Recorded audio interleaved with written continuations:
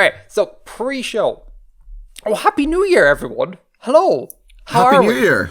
Yeah. I hope everyone's doing well. We mentioned 2022. The revenge of 2020. 2022. Man, it's the future. It's so weird. It's so weird. I went in to get milk this morning and I saw a kid. And it was robot milk. Yes, it was robot milk with lasers. I saw a kid at the cashier who was wearing a class of 2022 jumper. And I was like, people are graduating like secondary school in 2022. That's insane. Like, I thought this stopped in the mid 2000s. What is this? And it's just nuts. It's the future, man. It's so weird. Do you know? Sorry, we're already starting tangents. Do you know what's the thing that I find absolutely mind blowing, and I can't wait for it to happen? What is that? When we are really old and decrepit, people will look at us and be like, "Those people were born in a different world. Like, they were born before the millennium." Like, that's the equivalent of someone in, like, say, you know, in like 1980, meeting someone who's born in the 1800s. Like, that just feels like a vast chasm between those. And we're going to have that. We're going to be born in the 1980s. And then there's going to be people in, like, you know, 2060 being all like, whoa, look, that person was born back in the barbaric times. Pre-robot milk and lasers, like, you know. I think that's nuts. I think that's a really cool, fun thing that we are like turn of the millennium babies. Yeah. No. Anyhow, so the tangent. What were we saying? Oh yeah, Happy New Year, everyone. I hope you are all doing well. And like we mentioned at the end of the last episode, we wish you all the best of luck, health, fortune, and happiness for 2022. Goodness knows, we all need it. Yeah. So now pre-show, right? Just a quick little thing. I want to throw into the show notes a Conlang survey, or rather a Conlanger survey. And this is a survey that was, I think, made by YouTuber Agma Schwa. Links in the show notes to this. They are another Conlang YouTuber. And it's basically just a survey asking Conlangers about their craft. They're looking to get, I think it's like 1,000-ish replies, whatever. I think they're somewhat near. So if the survey is still live by the time this podcast goes out, it's like just a couple of questions. It won't take you long. Fill them in, and yeah, Agma Schwa would be really, really happy with that. Yeah, highly encourage you to do it. I found the survey quite hilarious because one of the questions was something to the effect of like, how many conlangs do you have? And then it enumerates some numbers and you pick, right? And then the very next question is, how many conlangs are you happy with? And the one of the options is 0. And I suspect that every single person is just going to put 0 there. I suspect there would be no other answer, because I don't think anyone who does anything creative goes, yeah, I'm entirely happy and pleased with this creative thing I've made. That just never happens. So, can you ever really finish a conlang? Well, that's fair, yeah. I get, but there comes a point where it just, I don't know, it feels done-ish. You know, but yeah, I've never been happy with, I'm never happy with anything I make or do, to be fair. Like, there's a brief window in time where after I've made a thing, like a video, I go, this is awesome, this is the best thing ever, like, no one's made a better video than this, and then, like, give it 2 days, and I'm like, this is terrible, I hate myself, I hate my content, like, you know, it's typical for people who do creative stuff. So I'd be really intrigued to see if the results of the survey are made public. I'd be really intrigued to see how conlangers rate their own work, because it's got to be that everyone's displeased with their own work, and it has to be, you know. Oh man, it lists so many cases. Oh, that's right. You can see. I've already done the survey, so I can't see it by clicking on the forms. I've never heard of a benefactive case before. That's neat. There's a lot of cases. There are many cases. I found some of the questions like interesting. Like, this is not to throw shade on the creators of the survey, but it seems I don't understand the point of that question. So that question is actually, Bill, would you just read out that question? I will read out the top. I will not read out all the options. No, don't bother doing that. Question: which cases have you used in your conlangs? If you don't know what a case is or don't know how to implement it, select I don't know. So, like, I wonder what what we're trying to get from that question. Do you know? Like, why cases? Like, why do we care if people have implemented cases or the number of cases? I think maybe it could be interesting to see the comparison between languages people speak, which is, I guess they don't ask for specific languages above. Maybe that doesn't make sense. But like maybe then comparison between the cases that are used in real world languages versus the cases that people like to put in conlangs and the relative distribution thereof. Yeah, I mean, I guess, but the problem there is, like, again, isn't the question, like, you know, what cases have you used in your conlangs, plural? Yeah. So then, you know, you could have, like, 7 or 8 conlangs, each with a diverse selection of cases, and then you basically just take all the cases. And so the data is a bit muddled there, because it feels like, if you were to hand that data over to someone who, you know, wasn't the creator of the survey, it would feel like, oh, this person who answered all the cases, put all the cases in their language. When that's not actually the case, that, you know, the person might have like 4 or 5 cases in each of their languages, you know? Yeah, I see what you mean. I think there could still be something taken from that, even if you can't, you know, get highly granular data. I think you can still see something. Yeah, thinking on it, I think what it might be is that I think cases are one of those things that beginner conlangers hop on very readily, because it's like, you know, English doesn't really do case, like it does marginally, but we don't have like a very robust case system. So English speakers who are conlangers who are English speakers who come to the craft will go like, oh, okay, well, so here's what English does, cool, I know that, let me check what related languages to English do. So you look at the Indo-European languages and then you find like German with like, you know, a massive case system. I realize Hungarian and Finnish are not Indo-European, but in Europe, we'll say. And then you go, wow, massive case system. And then there's a natural inclination, I think, for conlangers to go like, I must do this weird thing they call case.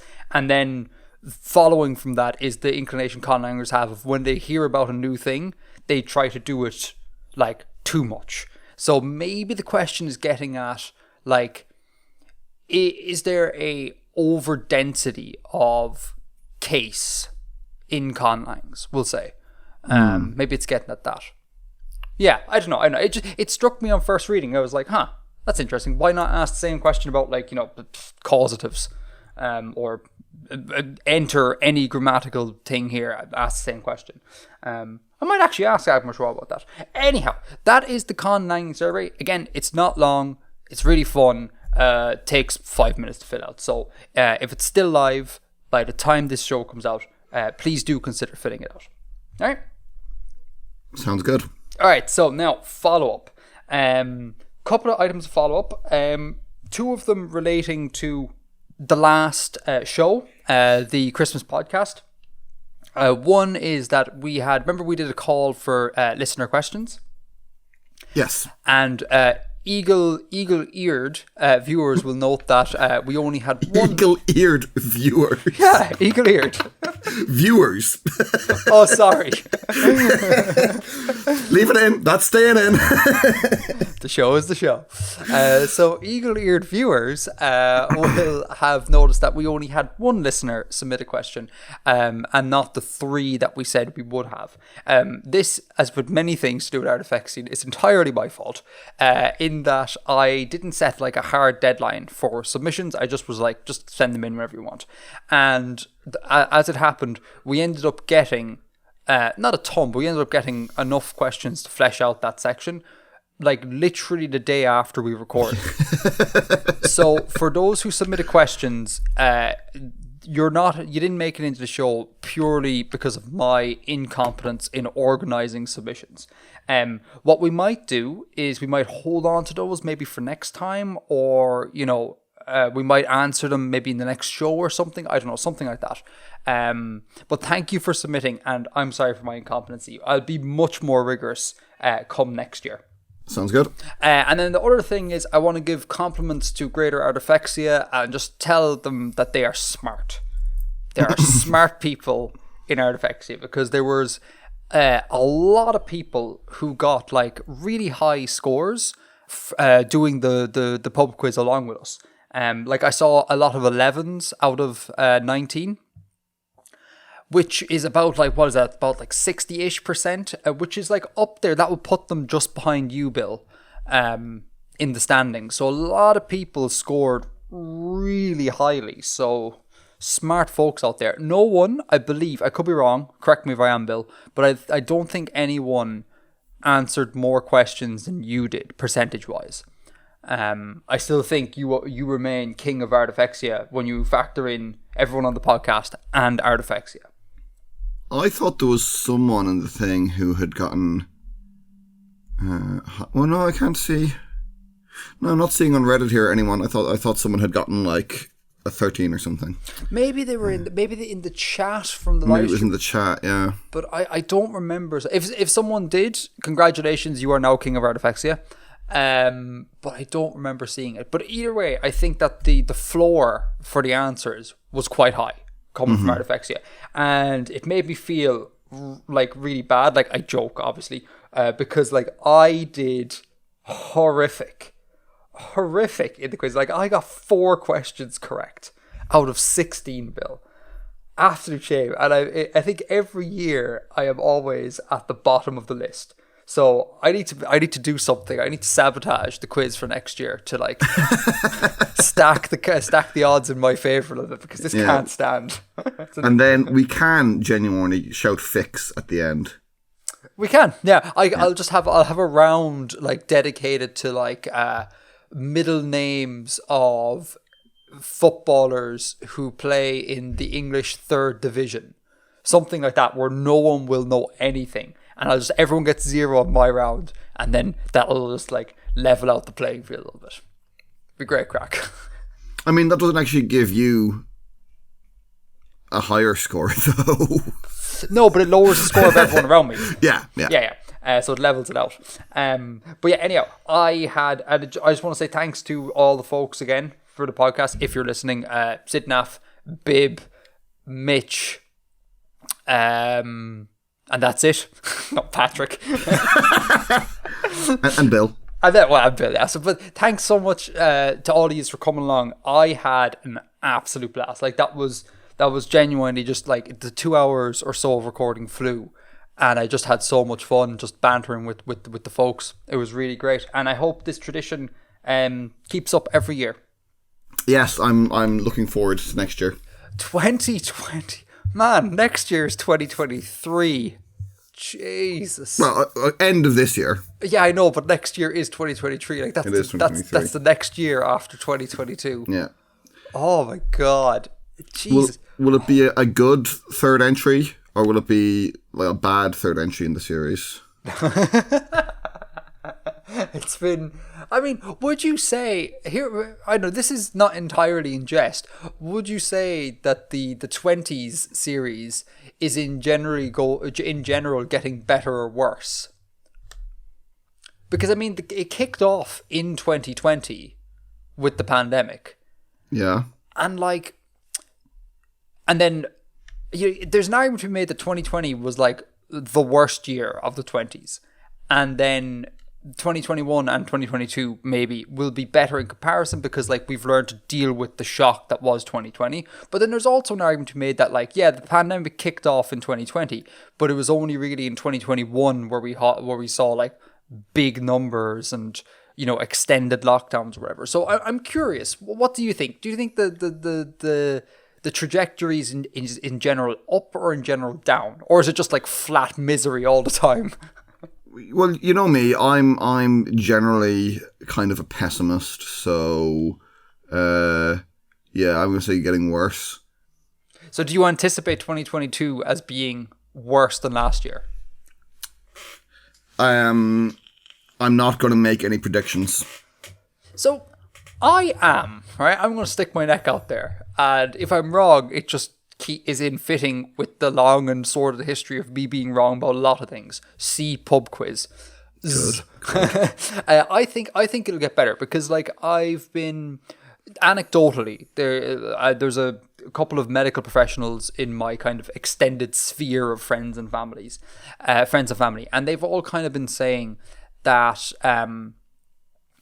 with Omicron coming along, and that it's less severe and things like that, we're kind of seeing the sort of dying out phases of the pandemic. Like we're seeing like things like herd immunity kind of really kick in, and a weakening of the strain or whatever. Now, I appreciate that, like, you know, the next mutation could come along and it could just randomly be a lot worse.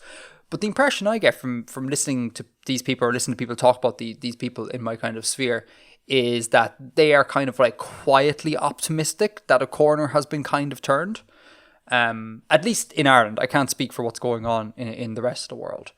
So I don't know. From that, I've kind of taken a little bit of optimism. I was kind of like, yeah, I think 2022 probably will be okay. Like I wouldn't be surprised if there's if a soft end to the pandemic is called at the end of 2022. That wouldn't surprise me. I'm not saying it's likely, but it wouldn't surprise me.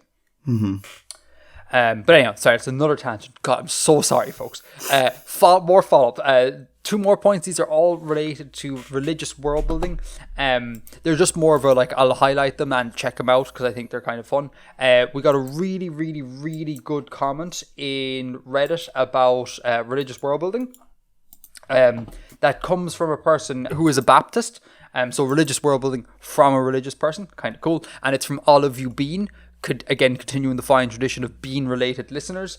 And it's a big comment, so I'm not going to read it out, but have a listen. I think it's really cool. And Olive ties in, thinking of religion as fractured in a way, like as in people, not everyone will agree on the way religious practices work, and then think about how that disagreement manifests, and what sort of practices arise out of that. It's a really good thing.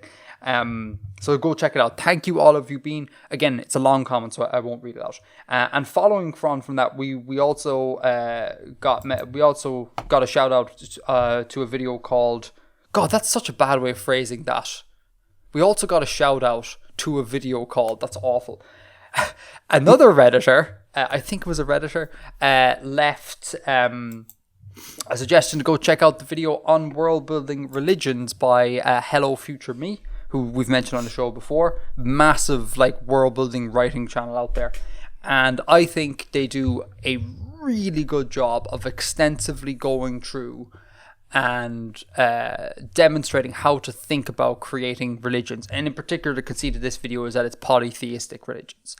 And they do a really good job as well hammering home that religion is complicated, and there's factions and splits and divides, and continuously Hello Future Me says it's complicated, which is a really good thing to do, because obviously it's really boring if you're like, oh, I have a pantheon of gods, there's 5 of them, this god deals with sun, moon, fertility, etc., and then that's it, and that's the world. No one ever has any disagreements about anything, yeah, it's a really good video, and I would encourage. It's both boring and unrealistic.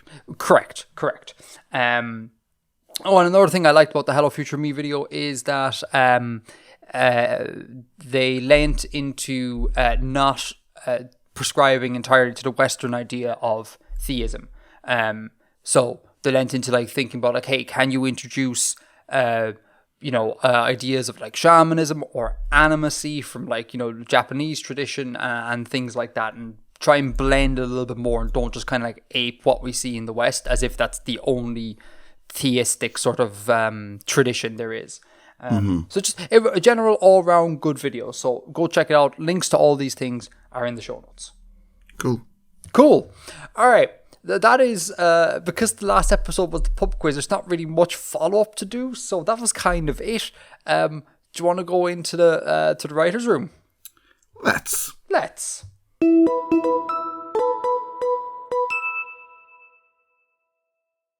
Remember how I said, folks, that whenever I do release a video, I'll talk about it on the podcast, and if I don't, we'll just do the podcast anyways to try and keep up a somewhat regular schedule.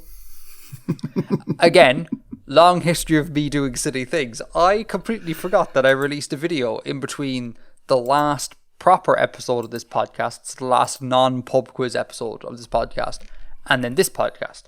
I completely forgot that.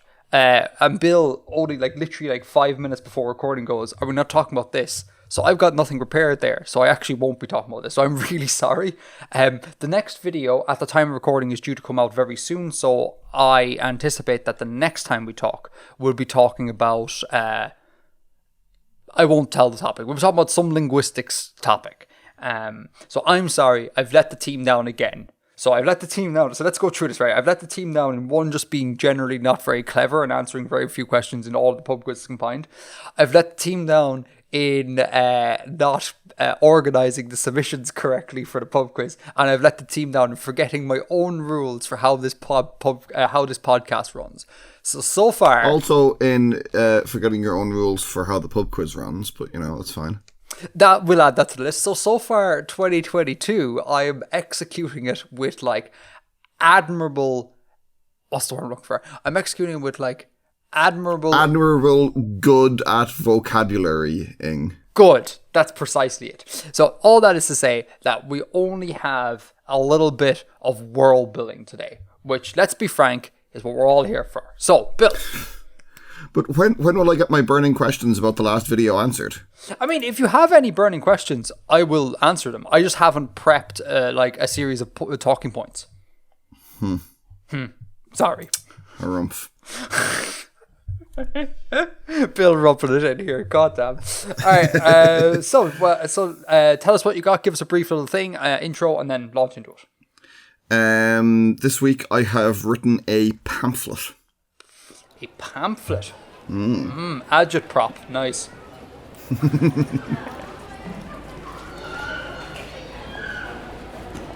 Groundsfolk of Musphere, the Abeski nations of which we are part have carried wealth and industry to all corners of this continent. The reward of this undertaking has brought untold prosperity to the spires of the country, and untold misery to the common folk of these nations and countless others. We appeal to all groundsfolk of the Abeski to stand with us and with the common people of all nations against the exploitation. Our lives and our labour are the fuel for the furnace of company trade. Without them, they cannot turn into profit. When we ask for the nearest accommodation of humane conditions, bailiffs are loosed upon us. When we ask for the least alleviation of suffering in the form of increased pay, marines and patrol craft fire upon us. Remember, lads, the lives of the groundsfolk are reckoned as naught in the face of company profits. It is clear we can no longer ask and expect a fair reply. Our only recourse is to refuse to fuel them any longer. Join us, groundsfolk and common labourers of all nations. Strike. From Jikav to Vilv, from Atien to Hoitan, lay down your tools and say no more. They will label us agitators.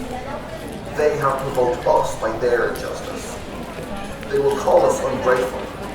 They have no gratitude for our work, upon which their ships and weapons are built, their commodities are traded, and their wealth comes forth.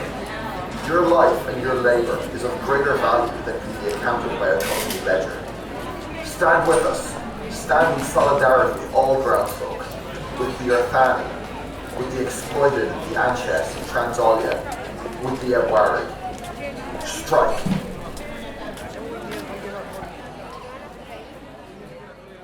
If it's okay with you, I might have a little bit of fun with the sound design for that. Cautious, yes. I mean, I might put in street noises and make it sound someone is up on a soapbox roaring this in a crowded street. Yeah, absolutely. Listeners, if I couldn't find appropriate sound design, listeners, if you just listened to that and there isn't in fact any of those sounds, it's because I couldn't find anything in the public domain. But that is my intent. I would like to do that. As always, I think this one is pretty straightforward. It's a pamphlet. People are upset about general working conditions, and this is a pamphlet being dispersed around encouraging people to go on strike. Why did we write this? Again, is there something you're thinking about? Something real world? Why did you choose this topic? Well, it's in universe. It's building on the stuff we had a while ago about the riot in Lansk. Mm-hmm. And I've touched on other times other propaganda, like the anti-labor propaganda. Woodcuts that I talked about a while ago. I mean, nothing particularly contemporary in the real world inspired this, just kind of the history of labor stuff in general. One thing, it's not really the same kind of document, but one thing is the Declaration of the Irish Republic. Do you know which one or what I am talking about when I say that, Edgar? This is absolutely a trick question. No, look, I'm really bad at Irish history. I'm so sorry, Bill. Okay, so usually when you think the proclamation, you'd think 1916, right? Yes, correct. Yeah. There was a proclamation of an Irish Republic in 1867. 1867? There was, yeah. Wow. And it was an extremely unsuccessful rebellion. Yeah. It was entirely unsuccessful. There was only a handful of skirmishes. For various reasons, it was badly timed, and stuff went against them, and it was just generally very unfortunate. But I read about this a while ago. It's not one we get taught about, really. Like, we're taught a lot about 1916 in school and that. And I had known about this this conflict, but not anything about the proclamation. But there was a very interesting line in it. Where is it here? But yeah, here's the line. We intend no war against the people of England. Our war is against the aristocratic locusts, whether English or Irish, who have eaten the verdure of our fields. Against the aristocratic leeches who drain alike our fields and theirs. Republicans of the entire world, our cause is your cause. Which is just, that's so explicitly kind of class solidarity across nations. Yeah. And it's highlighting a common cause between the Fenians and the working class of England. Which is just neat to see. Mm-hmm. Seeing that the cause of both their miseries was the same. And that was something that kind of I wanted to bring across here, that although it's not the same kind of document, and it doesn't, I was originally going to try write something that followed the format overall, but it didn't quite work out. But here I'm getting at the same thing, is that the same people are responsible overall, and the plight of the groundsfolk, the Abeski groundsfolk, is the same as the plight of the other nations that are being exploited as foreigners by the Abeski companies. So leaning into what the declaration there that you just read out says, in Cairn, do we have any like uppity folks in the Earthani or the Ebwari that are exploiting people, or is it this purely just like the companies are exploiting people? Do the companies employ or are ran by any kind of non-Abeski people? A small amount, yes. Okay. There would be a few members who are from other backgrounds than just the Abeski. They would certainly employ people kind of as contractors or as local troops and things. Yeah. Not so much in leadership and management, but there would be a few. But yeah, they enrich people abroad. That's kind of what licensed prospectors do. Is while they can often just kind of exploit owners of businesses elsewhere, companies can also, they will find someone to make rich, mm-hmm. and in that way kind of make them a traitor to the overall health of their own nation. Yeah, for sure. You've a line here. Our lives and our labour are fuel for the furnace of company trade. Without them, they cannot turn the engine of profit. I like that turn of phrase, turn the engine of profit. I think that's really, really cool. It's quite elegant. This is just not related to this writing at all, really, but like it always makes me sad when, like, you know, when you state that as an objective fact, and that holds in the real world as well, but like it's almost non-actionable. It's like, yeah, like billionaires can't be billionaires without all the poor people underneath supporting them. But like it's extremely difficult for all the poor people to get together and to topple the billionaire, even though ultimately the power lies with them. Because again, without them, there are no billionaires. It's just like the whole thing is asymmetric, and it seems trivially easy to write it. But it's like, but in practicality, it's extremely difficult, and that always kind of makes me really sad. Yeah. Yeah, and it looks like E-Caird is no different from Earth in this regard. I guess it's the concentration of power. There may be less. Yeah. Overall, but it's more concentrated. Correct. Yeah. So, do you foresee a first of all, do you foresee strikes in the future? Are we looking at like mass striking happening soon? It's certainly, there is certainly a tendency towards that. Yeah, there is kind of a growing movement towards that. Okay, and then what do you, again, I know you won't actually tell me because you've yet to write it, but just like pretend you're an analyst on eCairn and you have to hypothesize about what's going on.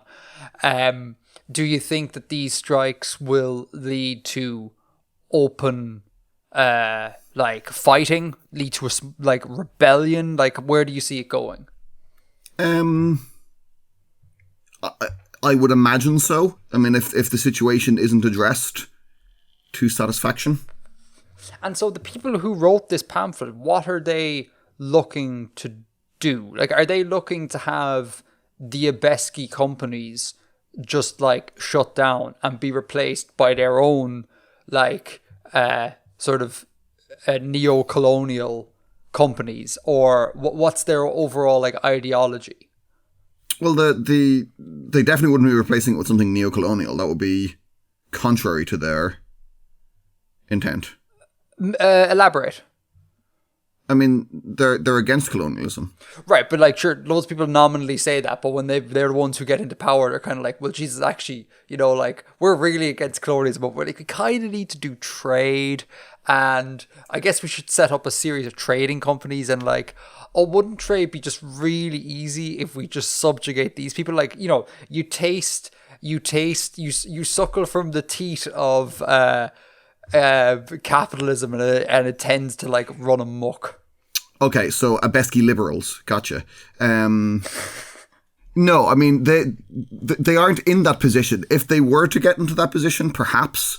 I think, you know, their thing would be maybe that companies would engage on a more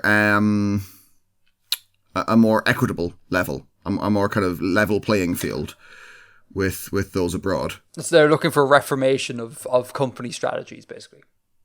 Well, the companies that currently exist would no longer exist. Right, okay. And something else would take place. It would be a different system, not to reform the system, is what would be the ideology of the people behind this document. Are the Abeski worried about this? Is this par for the course? Like, is there always these strike pamphlets going around and nothing actually comes of it? Like, how? No. I mean, Abeski are not worried. There is always agitation, but you know, this is it is much stronger at the moment than it has been previously. I would say some of them are worried. Yes, some of the companies are worried, and some of the Abeski people are obviously in favor. And is that because of, if listeners recall, there was, and Bill mentioned earlier, there was a riot in Lansk many moons ago. Was the riot in Lansk, here comes the part where I say, is it this? And you go, no. But was the riot in Lansk the one with the firing upon the Irtani ships and the fallout from that? Edgar? Yeah? Yes. Hey, X, I remembered something fantastic. So is this level of agitation, was the riot in Lansk the catalyst for this increased level of agitation?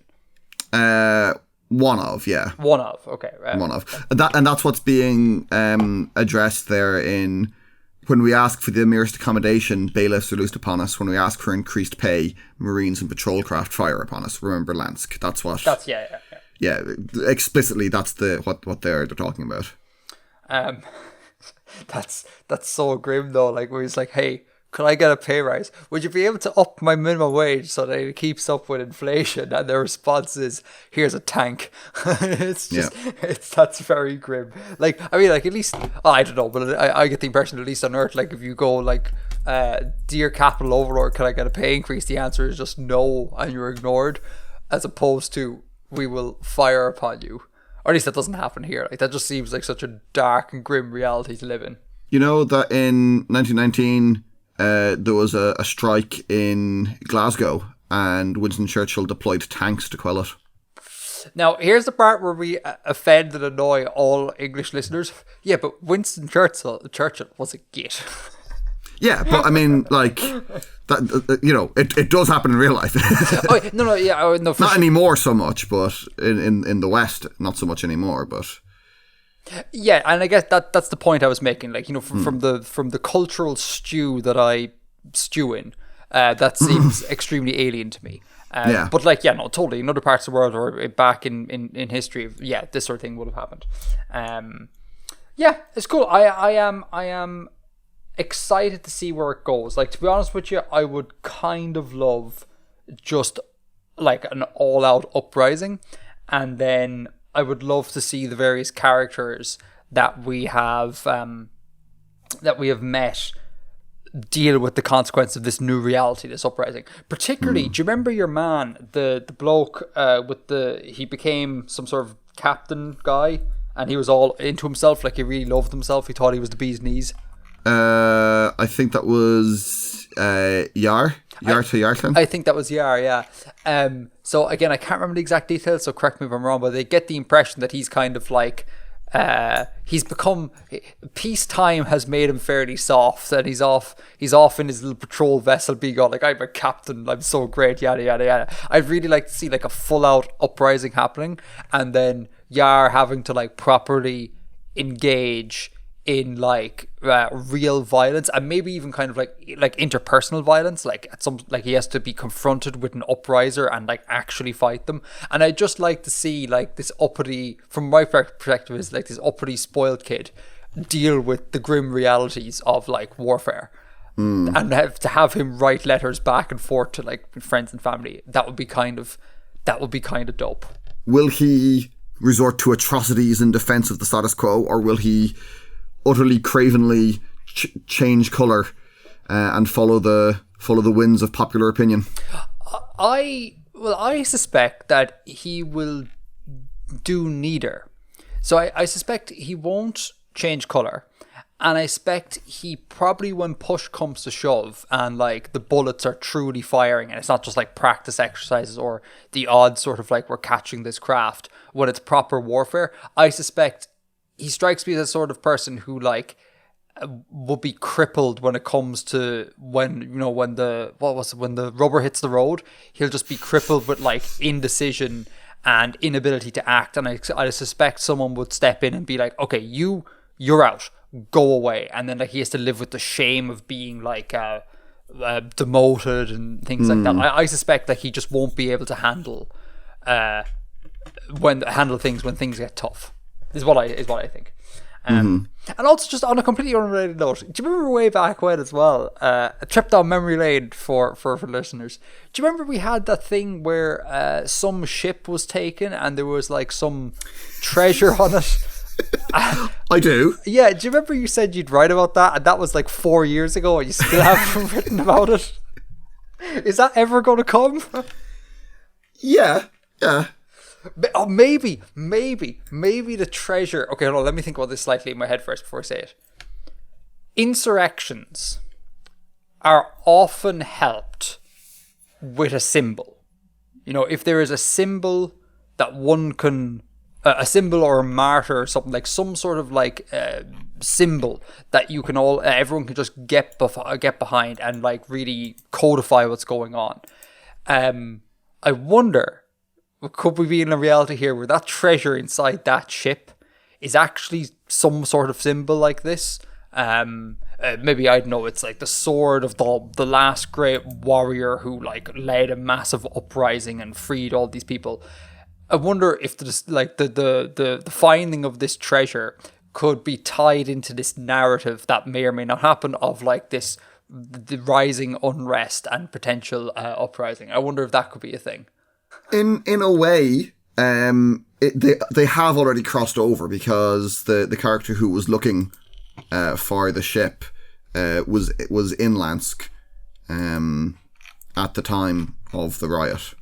Yeah, but we still don't know what the bloody treasure is, and you played it up as if it was something really significant. Like, it just nothing came of it. You're pulling a J.J. Abrams mystery box thing here, where it's kind of like just drop these dead ends that go nowhere to keep us all interested. I think that's the most offensive thing you've ever said to me. Thanks, Bill. Actually, now that I bring it up, more tangents. Can I ask you about Star Wars? Ask. On the topic of J.J. Abrams. Now that it's been a long time, or not long, but a long time since the trilogy has been completed, and we have the pleasure of kind of like a little bit of separation from the culture at the time and like all that sort of crack. What are your feelings towards those films? Or if you have no feelings at all, what do you get the impression from others, how they think about those films, now that there's been some separation? In no particular order. No particular order. I think Star Wars just isn't for me. Okay. I think there was a lack of cohesive vision across the three films. Mm-hmm. And it wasn't allowed it wasn't really given the freedom to be truly creative because of that. While I didn't enjoy, what was the middle film? Last Jedi? Yes, correct. While I didn't enjoy it overall, I thought it was the best of the bunch. And it did interesting things that were then ignored or thrown aside by the following film. And again, this is not necessarily a criticism of the thing overall. It is that it isn't for me. It was a bit too kind of kiddie in parts, for me to take seriously. I thought Rian Johnson nearly did really interesting stuff, but didn't quite get there. And then what was done interesting in that film was torn apart and trampled into the dirt in the third one. Yeah, I think I think I thought this at the time, and I remain convinced I'm correct about this. I think having Rian Johnson direct The Last Jedi was a terrible idea straight off the bat, because like Star Wars is not like art, you know. It's just a bit of fun. Whereas Rian Johnson is like a really weird, artsy sort of director and writer. If people don't know, he directed and I think wrote a film called Brick, and Brick is, he certainly did. Yeah, Brick is weird and artsy, and it's something that would do really well at like Sundance. It probably did really well at Sundance. This is not, you know, that sort of CV is not something that I would look at and go, that's applicable to Star Wars. The film won the Special Jury Prize for Originality of Vision at the 2005 Sundance Festival. There you go. Go on, the Edgar. So, like, you know, you look at a CV of a director and go, yeah, that's the sort of person we want to have this sort of like, because Star Wars is for kids ultimately. So, like, this kind of kids like popcorn entertainment stuff do like that was never going to work. Like, it, you know, either it would be, because the only way it would be great is if Rian Johnson just like went full Rian Johnson, and then in the context of Star Wars that could never be seen as being great. It's just completely the wrong fit, and I nearly think that it would have been a better idea to let just JJ do all three. At least then that's kind of coherent. And like, you know, JJ did Star Trek and to a point. Well, to a point, yeah, to a point. But like, yeah, chopping and changing I think was a bad idea. Having no consistent through line was a really bad idea as well. And it, you know, I don't want to be like a revisionist sort of person here, but like it kind of makes the prequels seem much better than they actually are, because like they were super flawed and had a lot of problems, right? Like, and like, you know, racism not least being one of them. Like there was a lot of problems in the prequels, but they kind of had a sort of like consistent vision, because it was just Lucas doing Lucas, and it was like, I just want to tell the story that I really want to tell. And it kind of works because of that. Like, it's a bit like a fever dream, but it still kind of works. Whereas the sequel trilogy is just, it's just scattered and all over the shop and doesn't have that like internal consistency. So it's a weird thing. I really think that the sequel trilogy has made people be more fond of the prequel trilogy and like it more than they would have ordinarily done, I think. Which is a mad place to be in, like. And I think this will tie into what we talk about next month. I think that Dune, if done correctly, could be this generation Star Wars.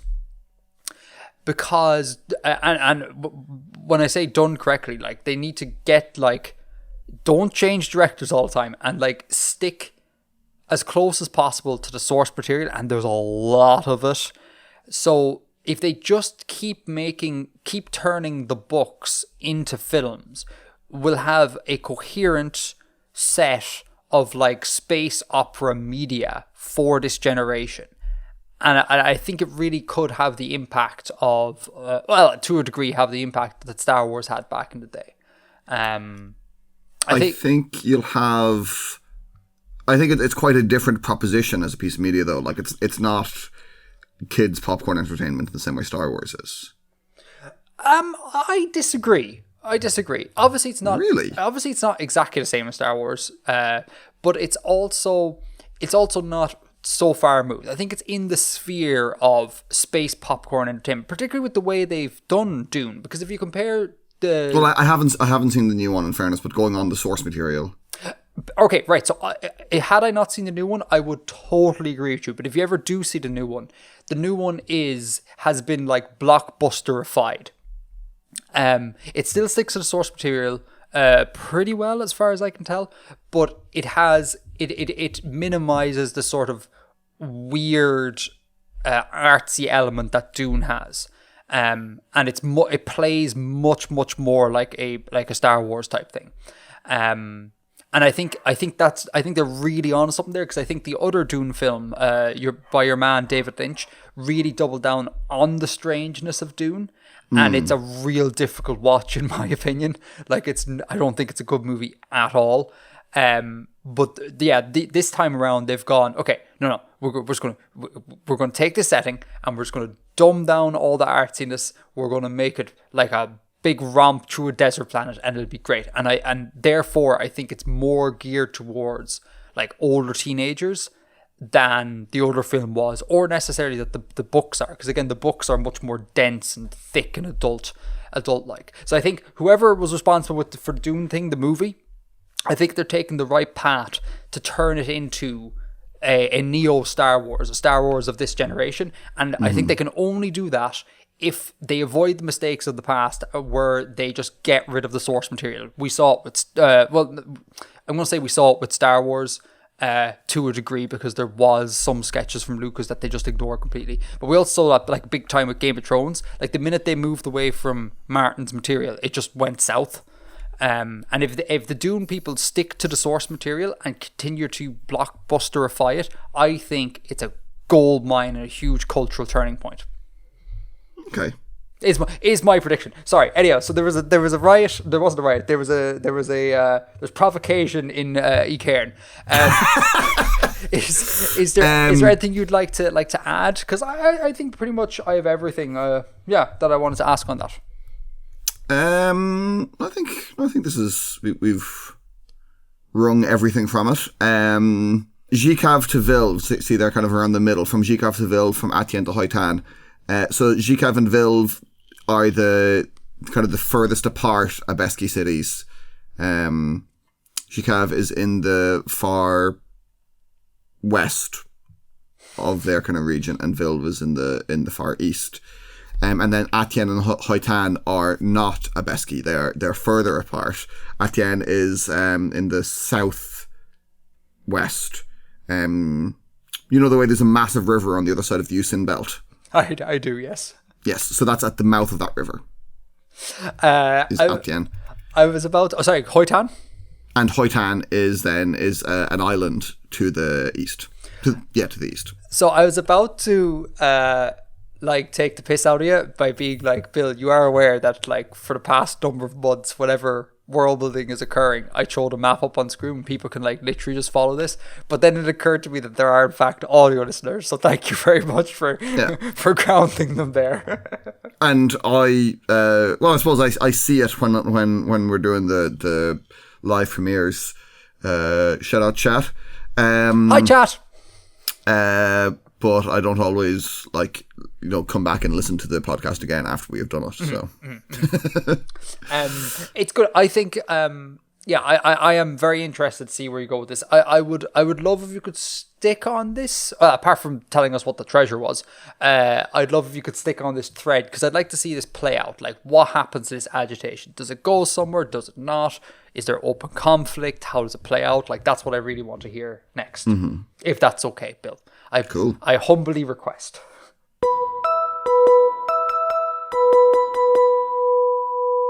Have you got anything to add in the green room? I don't think so. Fun stories, anecdotes. Let me see. Let me open the green room. COVID. I don't have COVID. And I'm not getting married. Spoilers. No, I only ask because, otherwise it's just going to be talking. But if you're comfortable with that, then cool. You know me, Edgar. I've no problem interrupting and making things about myself. That's so not true. Of all the people I know, that is the least true with you. Jesus Christ. Oh, thanks, dude. Yeah, no, it really is. Like, I think I suffer from that problem. Like, I'm constantly, I'll talk to a person, and then my only way of interacting with what they're saying is to make it about me, which I don't think I handle very adeptly at all. I'm just not very good at dealing with people, to be honest with you, man. Yeah, no, that's a thing that is often said. If you're talking to someone, just listen and don't make it about yourself. But that's not my experience at all. Like, and I've had this discussion with other people who feel the same way, that if you say, oh, that reminds me of this thing, or I can relate to it for this reason, or because of this experience, that is understood as sympathy and solidarity or whatever. Whether it's a cultural difference or it's a generational difference or what, I don't know. But it's a bit of advice that just has never made sense and has never rung true for me. Yeah, actually. So I think you're good. I agree with you, actually, yeah. Yeah, I never really considered it like that. That's really interesting. That's actually a genuine, help for me. Because I'm pretty great. What can I say? What can I say? Because every time I'm talking to someone and I do that thing where I'm like, oh, that reminds me of this thing that happened to me or whatever, I always immediately feel bad about because I've made it what's the word I'm looking for? About myself. Mm-hmm. But yeah, when you think about it like that, I should make it about myself more often. Anywho, green room.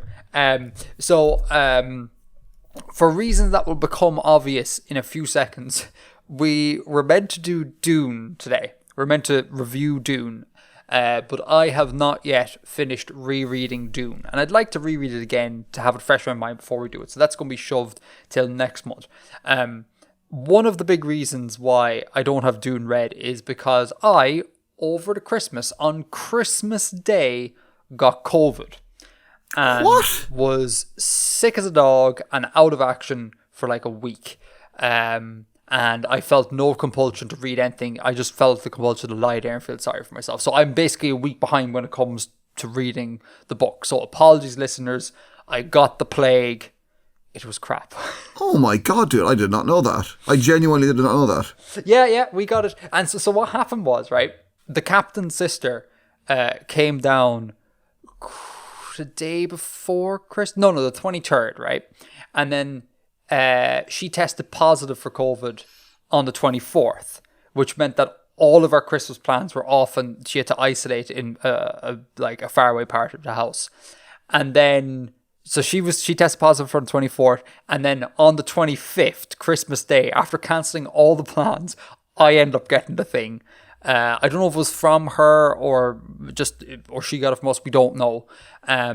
But it just, like, everyone just got COVID and it ruined it for everyone. Like, so all the, like, meeting family was thrown out the window. I had this big lavish Christmas dinner cooked and I was going to make it for, like, all of my family and the captain and her sister. That all got thrown out the window. So Christmas was, barring one thing which I'll talk on in a second, a bloody write-off this year. Jesus. I mean, it could be worse. Like, you know, I didn't go to hospital. Like, I wasn't hospitalized with the COVID. I just had, like, a really bad cold for like, I don't know, 4 or 5 days, and then had to wait out 10 days of isolation. So it could have been worse. Could have been a lot worse. And this weekend we're going to go see her family because we're all clear now, and we're going to have, like, a little mini Christmas. So it's fine. It's grand. Okay. So that was that, right? So that's why we're not doing Dune. But another cool thing happened in my life, which I won't dwell on because I don't want to be self-indulgent. But it raises an interesting point about the way society works that I never realised. And I just want to run it by Bill and see what Bill thinks about it. I, on Christmas morning, mere hours before contracting COVID, proposed to the captain. And so the captain and I are going to become vice admirals together. Admirals of Vice. Admirals of Vice. So yeah, so that was a thing. Very fun. It went well. Congratulations, brother. Thank you. But the thing I wanted, so again, I'm not going to talk about, like, you know, that and make it all about myself. But the thing I want to bring up is that we both quickly decided that we do not want to do a standard wedding, which involves the Catholic Church. And I know we have religious listeners listening, so apologies for the next bit. I'm not religious at all, really. Nor am I particularly fond of the Catholic Church, given its track record in this country. So I feel quite uncomfortable about engaging with the Catholic Church always, basically. And so we really, and the captain feels the same way, so we really don't want to have a wedding that's in a church. So we thought about having, like, a home wedding. So we'll do a little wedding at home. We don't have to spend a heap of money on a venue. It's easier for the disabled people in my life then. And we was like, oh, we'll do that. That sounds like a great idea. So we did a bit of research. Turns out it is borderline impossible to legally get married in your own house.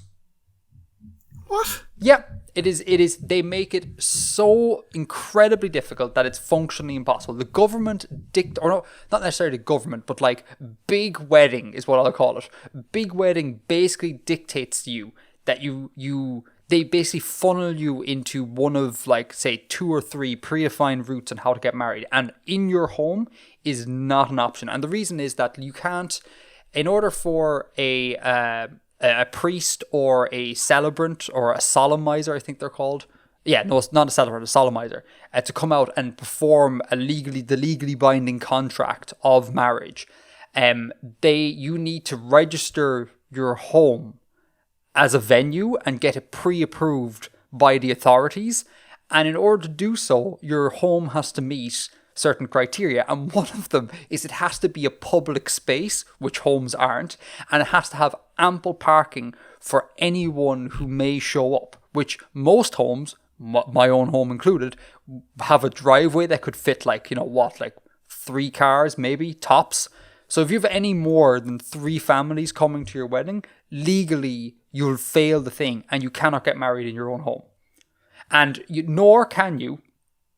So we also try to think, we'll be like, okay, let's not go with, like, a professional solemnizer. Let's go with, like, we'll pick a friend and we'll say to that friend, hey, we'll pay for you to go through the process of becoming, like register as a solemnizer, so you can just perform the rites, and you're not going to care about this nonsense about ample parking space and publicly accessible. Edgar, I just don't have time to become an official satanic celebrant right now. I would love, you know. In fact, I'll do that as my wedding present for you. Well, I'm going to break your heart here, Bill, but like you actually weren't considered in this for the reason that, and this is actually kind of cute, so I'll share this. Myself and my captain, most of the pivotal moments in our lives have, through fate, both fate and organisation, surrounded around a mutual friend of ours. And we met because of a mutual friend of ours, myself and the captain. So we thought it'd be really cute for that mutual friend of ours. Like, he brought us together and would get him to like wed us. Like, that would be really full circle. That would be adorable. It'd be very adorable, very symbolic, etc. Turns out you can't do it. You cannot register as a like temporary solemnizer. Like, Big Wedding has a complete monopoly on solemnizers in order for you to like funnel through their system and like, you know, to give them for you to give them your money, basically. It always comes back to capital. Like, they just want your cash, and like they're not willing to like make these temporary people, because then they won't get paid for it. And it's so frustrating. And the thing that made me really kind of like aware of like how like crap this system is, what happens that, let's say you have someone who is dying, for example, and they want to, before they die, get married, right? I don't think that's an insane thing to happen. Like, I think that happens like all the time. Not common, but like not impossible. That person, let's say the dying person is bedridden in their own home, that person can't get married then, because that home cannot be licensed by the government to become a wedding venue. Even if no one shows up, it's not a publicly accessible space, so it fails a test. So then that poor dying person who's bedridden at home cannot get married unless they like shift them to like a pre-approved venue like a church or some hotel somewhere, which is like, you know, I've had to shift disabled people like over the course of the last couple of years, and like it's no fun for like the person doing the caring or the disabled person. So they make it impossible to get married in the comfort of your own home. That's like literally just for the legal part of it. Just for the legal part of it, yes. So what you can do, and what we are doing is we're just going to go to a registrar's office, sign the legal bit of documentation. Like, literally, it'll be myself, the captain, plus 2 witnesses. And then have like a like air quotes fake ceremony where we basically have a wedding in our home, but it has no legal standing. You know, we can't actually do the deed in our house. And like, you know, I'm all for big government. Like, I'm a big smelly leftist. But this is one of those times where the libertarian in me kind of gets triggered. And I'm just kind of like, people should be allowed to marry like who they want and do so when and where they want. Like, this should not be a thing that the government is dictating to us. Like, you know, this paperwork can only be filled out in these 3 specific locations. Yeah, and it's essentially those, like, you know, the standard wedding venues that you rent out, churches or a registered office. And no, you can, like, you know, if we had a person of this sector here, they would be at pains to point out that, well, you can register other places. It's just, we make it really difficult to make that a practical reality. Like, yeah, in theory you can, but in practice you absolutely can't. Like, and it's just, and it kind of wrecked their buzz, because so now we're kind of like, oh, I guess we're going to have like a sham wedding that doesn't actually really mean anything, to just kind of like keep up the appearances of a ceremony of some description, because like, given our belief set, we just can't do that in this country. Like, it's nuts. Absolutely nuts. What are your thoughts, Bill? Are you triggered? Are you as triggered as I am? Yeah, it's stupid. It's just annoying. Like, why does it matter? Like, why can you not fill out the paperwork at home? So I guess let me just put devil's advocate on here.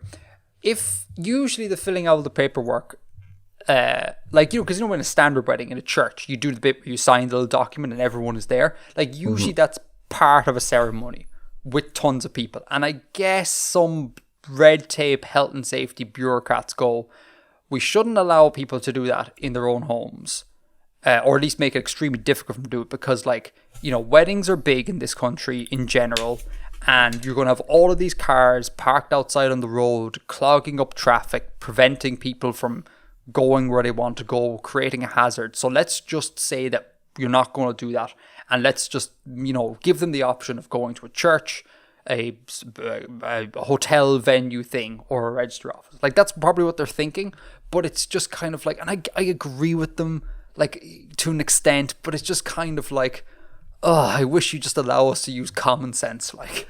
But it's also kind of futile because, there's nothing stopping everyone driving up to the house afterwards for the party. Yeah, precisely. And like in our case, we're just going to have the wedding minus the legal component in the house. So there will be a ton of cars, and like, you can't, like, it's just absolutely daft. It's absolutely, people, you should be able to marry whoever the hell you want, and wherever and however the hell you want. Like, the only role the government should play... Whenever you want. Whenever you want. Well, maybe not whenever you want. Like, maybe let's not have 12-year-olds getting married. Like, No, I don't mean in terms of age. I mean, like, if you want to do it at like 2 a.m., that's your business. Yeah, precisely. And I think that the only role that the government should play here is that they should have like a portal available to you to submit documents to prove that you're married, because that's a thing that society calls for, like for tax exemption and things like that. So it should be a way for us to like declare to the government we are in fact married, but the government should have no involvement in how that occurs, in my opinion. I think that's so invasive, like so incredibly invasive. But there you go. And then further problems that are frustrating me, and I promise I'll shut up now in the second internet and we can all move on with our lives. I was not born in Ireland. As you know, Bill, I was born in Saudi Arabia. Mm-hmm. This makes life quite difficult because I was born outside of Ireland and outside of the Hague area, I think it's called, in Europe. I need to do a whole bunch of red tape in order to like supply them with like an original copy of a birth cert, and that birth cert has to be taken to an embassy to get approved and stamped and witnessed. And again, it's like, I don't really understand why I'm doing this, and part of me is kind of like, would it not just be an idea for me to give you my passport? Like my passport declares me as an Irish citizen. Like, what more do you want? Like, it's so frustrating. So now I'm literally spending my mornings now like trying desperately to get through to the Irish embassy in Riyadh in Saudi Arabia. No one seems to want to pick up at all. Like, no emails are replied to, no phone calls are answered, and I'm trying desperately to get them to send me something that's an official original birth cert, because I think I only have a photocopy. And without that, like, if for whatever reason I can't get that, like, again, I can't get married, which is bananas. Like, absolutely bananas. So these next couple of months are going to be interesting, to say the least. So you could prove that you're a real person and an Irish citizen and everything, but they need proof that you were born. I know, it's mad. Like, what's their play here? Yeah, exactly. It's like, I can give you proof of billing address. I can give you proof that I've lived in the various locations I've lived for like literal decades. Like, I can do this all. You have ample, I'm on the health service system because of the COVID vaccine. Like, I'm very clearly a citizen of this country and not some sort of like mad illegal immigrant or whatever. But even then, why can't illegal immigrants get married on Irish soil? Like, who cares? Like, who gives a like, sorry, I shouldn't swear. Like, people should be able to marry. Like, it's just all this unnecessary like red tape. And it's, again, it's one of those times where I get a small, teeny tiny window into how the lives of people who aren't the majority are just that little bit tougher, because like for the captain, for example, like, she has to present a birth cert, but that's like no problem. Like, she could, our house could go up in fire tomorrow and she could just order a new birth cert from the births, deaths and marriages section of the government or whatever. Whereas if that were to occur to me, like, getting a birth cert is like really difficult for me. And because again, I'm not like the cookie cutter template of an Irish person. Mm-hmm. And it just makes life a little bit harder. So like, like I said, it's one of those times where once again, I think to myself, God, if I was like, let's say I'm a Nigerian immigrant to Ireland or whatever, like, I have a small appreciation about how awkward that person's life must be just because they don't fit the mold. Not comparing myself to those people, for example. Like, I don't want to say like, oh, like I can't get married in my own home. Like, I'm effectively exactly like someone who sought refuge from a horrible war somewhere. Like, I'm not saying that at all. It's just like I have a small appreciation. So that's my woes, Bill. Thanks for listening to me. I appreciate it. Thank you, Internet, for listening to me too. Anytime. That's the show. That's the show. That's the show. And you don't have COVID anymore. I do not have COVID, no. And you are engaged. And I am engaged.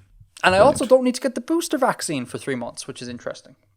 Yeah, you're not allowed to get it. I haven't figured out whether that's because it won't be effective, or it's not necessary, or it's dangerous, or what. I think because I went in like an idiot because I don't watch the news, so I'm kind of like a little bit uninformed. So I went in to get my booster vaccine, and they were like, "So, have you had COVID?" And I was like, "Yes." And they were like, "Oh, when?" And I was like, "Oh, in December." And they were like, What are you doing here? And I was like, I'm here to get a booster. Like, I don't want to get COVID again. And she was like, no, but you're immune. You have natural immunity now for the next couple of months. So, like, only come when that runs out. So I think it's a case of, like, saving booster doses. Right. Like, Yeah, giving them to people sense. who need them, you know? But we could be giving them to the global south, but apparently that would make the money sad. So. Wait, what's the global south? Like, the underdeveloped countries or whatever. Oh, is that I've never heard that term before. Yeah. For a moment there, I thought you meant like the southern hemisphere, like the south of the globe. Most of them are in the southern hemisphere, or like, are further south than the more developed countries. Yeah. Developed is a contentious term, of course, but yeah, like, there's places throwing away excess vaccines that are going out of date, and then there's like billions of people in Asia and Africa and South America who aren't vaccinated. Humans, man. Yeah. I'm so...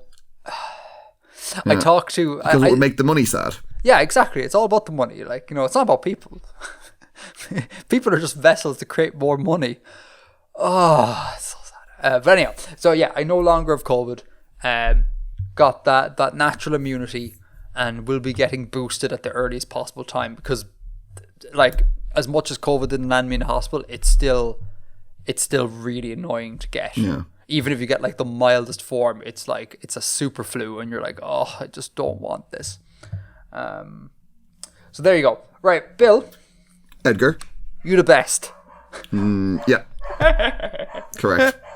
I'll see you next month, Bill, and I'll see you listeners next month, where we will look at Dune, and I will be talking about a video of mine. I promise you. I promise you. Until next time, Edgar out. Oh wait, no, sorry, hold on. I totally forgot to thank the patrons. Let's do it again. Yeah, let's do it again. We clap. We go from here.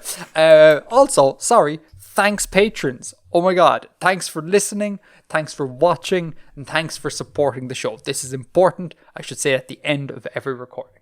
Yeah? Yes. Thank you, patrons. We couldn't do it without you. We couldn't do it without you. Until next time, Edgar out. Edgar out.